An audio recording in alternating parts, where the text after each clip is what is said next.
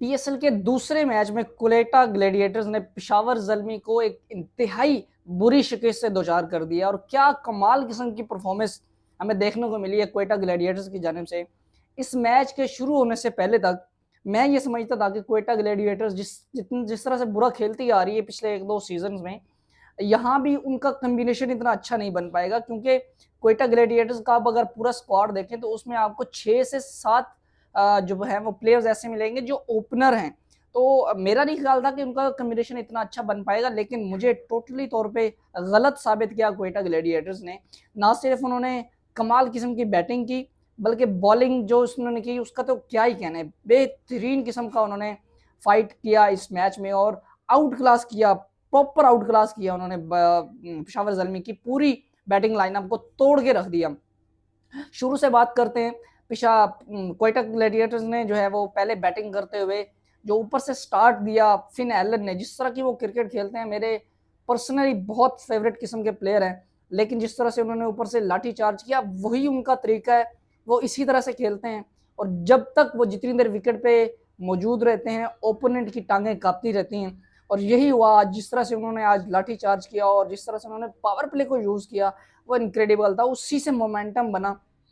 साथ उनका सऊद शकील ने अच्छा साथ दिया, लेकिन सऊद शकील थोड़ा स्लो खेल रहे थे। जिस तरह मोमेंटम बन गया था उनको थोड़ा सा तेज खेलना चाहिए था और 50 उन्होंने भी किया, बट उसके बाद हसन नवाज नीचे से आए, वो भी थोड़ा सा फंस के खेले। उनकी जो उस वक्त पार्टनरशिप लगी हुई थी हसन नवाज की और सऊद शकील की, अगर वो जिस पेस के साथ ऊपर से रन हो रहे थे उसी पेस के साथ वो पार्टनरशिप भी लगाते तो ये जो रन 216 बने हैं ये 240-245 रन जो है वो बनते हुए नजर आ रहे थे। लेकिन वहां पे हसन नवाज भी थोड़ा सा फंस के गए, एक मोमेंट पे वो रना बॉल खेल रहे थे और जो सऊद शकील है वो भी उस पेस के साथ नहीं खेले जिस पेस के साथ उनको खेलना चाहिए था, जिस पेस से ऊपर रन बन रहे थे। उसके बाद उन दोनों के आउट होने के बाद नीचे दोनों कुशल मेंडस और रिली रोसो आए, उन्होंने नीचे से लाठी चार्ज किया और रन जो है वो 200 प्लस चले गए। और यहाँ पे मैं ये कहता हूँ कि भले कोयटा ग्लैडिएटर्स ये मैच जीत चुकी है, लेकिन प्लेइंग 11 देख के मुझे थोड़ी सी मेरा दिल ज़रूर जो है वो दुखी हुआ, क्योंकि कोयटा ग्लैडिएटर्स में ख्वाजा नाफे जैसा प्लेयर जो है वो बेंच पे बैठा हुआ है, मेरा इंतहाई पसंदीदा प्लेयर है। और अगले चंद सालों में आप उसको पाकिस्तान के सर्किट में जो 20-25 लड़कों का पोल है उसमें आप देखें वो इसमें इतना ज़्यादा टैलेंट है और उसने लास्ट ईयर पीएसएल में प्रूव भी किया कि उसके अंदर कितना टैलेंट है। आपके नीचे डोमेस्टिक क्रिकेट में वो अच्छा परफॉर्म कर चुका है और बेहतरीन प्लेयर है तीसरे नंबर के ऊपर। और यहाँ पे कोयटा जो है वो ऑलरेडी इतने ओपनर्स खिला रही है कि उनकी जगह नहीं बन पा रही। ये देख के मुझे बहुत मैं डिसहार्ट हुआ हूँ और कोयटा ग्लैडिएटर्स को थोड़ा सा अपने जो है वो इस प्लेइंग 11 में थोड़ी सी तब्दीली ज़रूर करनी पड़ेगी, क्योंकि जिस तरह से ऊपर से फिनैलन और सऊद शकील खेले, मेरा नहीं ख्याल कि सऊद शकील को ओपन करना चाहिए।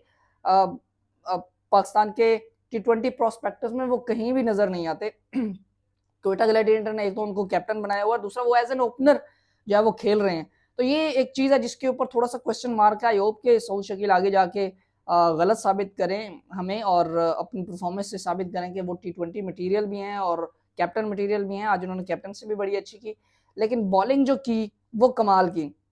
दूसरे एंड से अगर हम बात करें पेशावर ज़ल्मी की बॉलिंग की, तो आपको पहला ओवर साइम अयूब करते हुए नजर आए, उसके बाद दूसरा ओवर डालने के लिए जब मोहम्मद अली आए तो पहले बॉल से ये बात पता चल गई कि इस पिच के अंदर पेस नहीं है। आपको यहाँ पे बॉल हिलता हुआ नजर नहीं आएगा और जिस पिच पे पेस ना हो, बाउंस ना हो, आपको बॉल हिलता हुआ ना मिले, स्विंग ना मिले जिस पिच के ऊपर, वहां पे मोहम्मद अली हमेशा एक्सपेंसिव रहे हैं। मोहम्मद अली ने जितने भी पिछले सीजन खेले मुल्तान सुल्तान की जानिब से, मुल्तान की पिच के ऊपर जब उनको जो है सीम स्विंग मिलता था तो वो बहुत तगड़े किस्म के बॉलर थे, अच्छी परफॉर्मेंस देते थे। लेकिन जैसे ही वो मुल्तान से बाहर कराची या लाहौर में जब फ्लैट पिच के ऊपर बॉलिंग करते थे तो उनको रन होते थे और आज एग्जैक्टली वही उनके साथ हुआ। उनको भी रन हुए और उनके दूसरे जो जोसेफ थे अच्छे बॉलर हैं, लेकिन उनको भी अच्छे खासे रन हुए हैं। तो ये दो कंसर्निंग पॉइंट है पेशावर ज़ल्मी के लिए कि उनको बॉलिंग जो है वो अपनी तगड़ी करनी है। सुफियान मुकीम को भी शुरू में रन हुए, लेकिन बाद में उन्होंने थोड़ी सी बेहतर बॉलिंग की। एक आधा दिन ऐसा आ जाता है एज जिस तरह के वो बॉलर है उनको अपनी ग्रिप पकड़ने में जितना टाइम लगेगा, जिससे वो ग्रिप पकड़ेंगे वो बहुत अच्छी तगड़ी बॉलिंग करेंगे, उनके ऊपर कोई बात करनी नहीं बनती जिस तरह के वो यंग बैटर हैं। बट मोहम्मद अली जब तक वो इस रावलपिंडी या लाहौर या इस तरह की फ्लैट पिचेस है उसके ऊपर वो इतने कारगर साबित नहीं होंगे। तो यहाँ पे पेशावर ज़ल्मी को थोड़ा सा अपनी बेंच स्ट्रेंथ की तरफ जाना पड़ेगा। उनके पास ल्यूक वुड हैं जो कि अच्छे T20 के बॉलर हैं, लेफ्ट आर्म भी हैं और काफ़ी लीग्स वो खेल चुके हैं, उनके पास एक्सपीरियंस भी है। तो वो मेरे ख्याल से मोहम्मद अली की जगह उनको जो है वो टीम में आना चाहिए। वो अच्छे बॉलर हैं, पेशावर ज़ल्मी को वो अच्छा सर्व कर सकते हैं। और उसके बाद बॉलिंग की अगर हम बात करें क्वेटा ग्लैडिएटर्स की, तो कमाल किस्म का जो पहला स्पेल किया मोहम्मद आमिर ने, लगा कि एकदम डिफरेंट पिच है। जिस पिच के ऊपर ज़ल्मी ने बॉलिंग की है उस पिच के ऊपर बॉलर्स के लिए कुछ भी नहीं है, कोई मदद नहीं मिल रही। लेकिन जैसे ही मोहम्मद आमिर ने पहला ओवर डाला, बॉल इतना इतना स्विंग हो रहा है। जो बॉल पड़ा साइम अयूब को, बहुत कमाल किस्म का बॉल था और बिल्कुल डिसीव हुए साइम अयूब। और उसके बाद जिस तरह से आउट हुए पेस और वेरिएशन के साथ डिसीव किया उन्होंने बाबर आजम को, वहां पे बिल्कुल कमर टूट गई थी पेशावर ज़ल्मी की। बाद में थोड़ा बहुत जो है वो सर्वाइव करने की कोशिश की हुसैन तलत ने, साइम अयूब ने, लेकिन जब आपके कैप्टन और प्रीमियम बैटर इतनी जल्दी आउट हो जाते हैं तो फिर नीचे भी आपने विकेट्स उसी तरह से दिए हैं जिस तरह से कि आपने जो है वो फ्री में by one get one free Peshawar Zalmi ने आज विकेट्स दिए हैं। मैं आपको बताता हूँ, पहला विकेट गिरा बाबर आजम का 3 स्कोर के ऊपर, दूसरा विकेट गिरा मोहम्मद हारिस का 30 रन के ऊपर और उसके बाद तीसरा विकेट भी 30 रन के ऊपर गिरा, चौथा विकेट 93 पे गिरा, पांचवा भी 93 पे गिरा, छठा 103 पे गिरा, सातवां भी 103 पे गिरा, आठवां 117 पे गिरा, नौवां भी 117 रन पे गिरा। तो जब भी उनकी एक विकेट गिरी उन्होंने 7 विकेट फ्री में दिए। और जब आप इतना बड़ा टारगेट चेज कर रहे हैं और आप इस तरह से अपनी विकेट्स को रेत की दीवार की तरह आप गिराते चले जाएंगे तो फिर आपके लिए मैच जीतना एक अधूरा ख्वाब ही हो सकता है। और यही हुआ आज पेशावर ज़ल्मी के साथ। इंतहाई बुरी किस्म की क्रिकेट खेली है पेशावर ज़ल्मी ने, बॉलिंग में भी और बैटिंग में भी उन्होंने बहुत ज़्यादा मायूस किया है।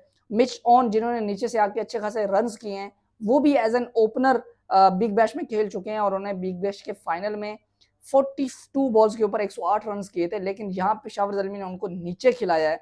जब आपके शुरू में विकेट्स गिर रही थी तो आप हुसैन तल्लत की जगह पे उनको खिला सकते थे। हुसैन तल्लत भी थोड़े से बेहतर नजर आए, अच्छी निक में थे, लेकिन वो भी गलत शॉट मार के आउट हुए। और वो हमेशा मैंने हमें हुसैन तल्लत को देखा है कि वो जब भी विकेट के ऊपर जो है वो जम जाते हैं, अपनी जगह बना लेते हैं, सेट हो जाते हैं, उसके बाद वो इसी तरह की कोई ना कोई गंदी शॉट मार के आउट हो जाते हैं। हालांकि वो आज अच्छे निक में थे और अच्छी शॉट्स भी लगा रहे थे।